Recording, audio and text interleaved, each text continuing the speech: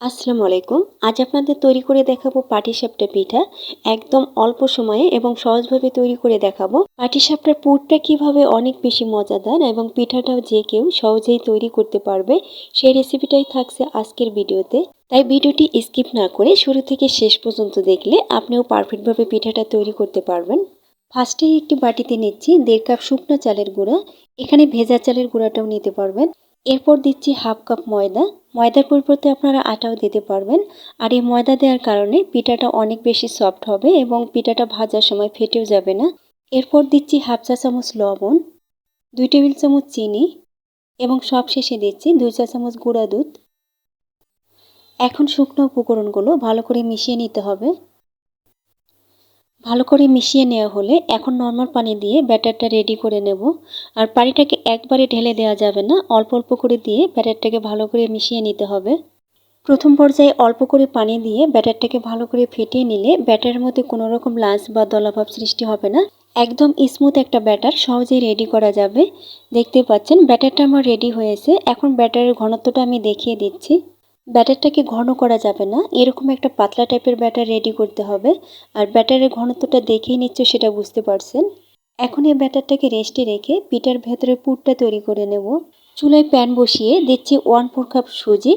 চুলার আঁচ মিডিয়াম লোতে রেখে সুজিটাকে নেড়ে চেড়ে ভেজে নেব, যেন সুজিটা পুড়ে না যায়। সুজিটা হালকা ভাজা হয়ে আসলে আঁচটাকে লোতে করে দিয়ে দিচ্ছি এখানে 1.5 কাপ দুধ। এখন সুজিটাকে নেড়ে দুধের সাথে ভালো করে মিশিয়ে নিতে হবে। সুজিটাকে মিশিয়ে নেওয়ার পর দিচ্ছি সামান্য লবণ। এখন আবারও নেড়ে চেড়ে সুজিটাকে জাল করে নেব যতক্ষণ না এটা কিছুটা ঘন হয়ে আসছে। আর চুলার আঁচটাকে লো থেকে সামান্য বাড়িয়ে রেখেছি। আর অল্প সময়ের মধ্যেই দেখতে পাবেন সুজিটা ঘন হয়ে আসবে। যখন এরকম সুজিটা ঘন হয়ে আসবে তখন এর মধ্যে অ্যাড করে দিচ্ছি খেজুরের গুড়। এখানে আমি 1/3 কাপ খেজুরের গুড় অ্যাড করেছি। আর এই গুড়ে মিষ্টিটা হালকা হবে। যারা কড়া মিষ্টি পছন্দ করেন তারা এখানে আরও 2 থেকে 1 টেবিল চামচ গুড় অ্যাড করে নেবেন, তাহলে একদম পারফেক্ট মিষ্টি হবে। অনেক সময় গুড়টা প্রথম পর্যায়ে অ্যাড করার কারণে দুধটা ফেটে যাওয়ার একটা ভয় থাকে, তাই গুড়টাকে আমি শেষে অ্যাড করেছি, এতে করে দুধটা আর ফেটে যাওয়ার চান্স নেই। গুড়টাকে মিশিয়ে নেওয়ার পর দিয়ে দিচ্ছি 1/3 কাপ নারকেল কোড়া। আর এখানে নারকেলটা অবশ্যই দেওয়ার চেষ্টা করবেন, এতে করে কিন্তু পুরটা খেতে অনেক ভালো লাগবে। সবশেষে দিয়ে দিচ্ছি 2 টেবিল চামচ গুঁড়া দুধ। আর দুধটা এভাবে লাস্টে দেওয়ার কারণে পুরের মধ্যে কিন্তু দুধের একটা সুন্দর ফ্লেভার আসে, যার কারণে পুরের টেস্টটা আরও অনেক গুণ বেড়ে যায়। এখন নেড়ে মিশিয়ে নিলেই পুরটা রেডি হয়ে যাবে। এর থেকে আর বেশি ঘন করা যাবে না, কারণ এটা ঠান্ডা হলে আরও বেশি ঘন হয়ে যাবে। তো এই অবস্থায় এটাকে নামিয়ে ঠান্ডা করে নেব। এদিকে 20 মিনিট পর ঢাকনাটা উঠিয়ে নিচ্ছি। এখন ব্যাটারটাকে আবারও ভালো করে নেড়ে মিশিয়ে নিয়ে পিঠাগুলো তৈরি করে নেব। চুলায় একটি প্যান বসিয়ে সামান্য তেল দিয়ে প্যানটাকে ভালো করে মুছে নিচ্ছি। এখন ব্যাটারটাকে আবারও একটু নেড়ে নিয়ে কিছুটা ব্যাটার প্যানে দিয়ে দিচ্ছি।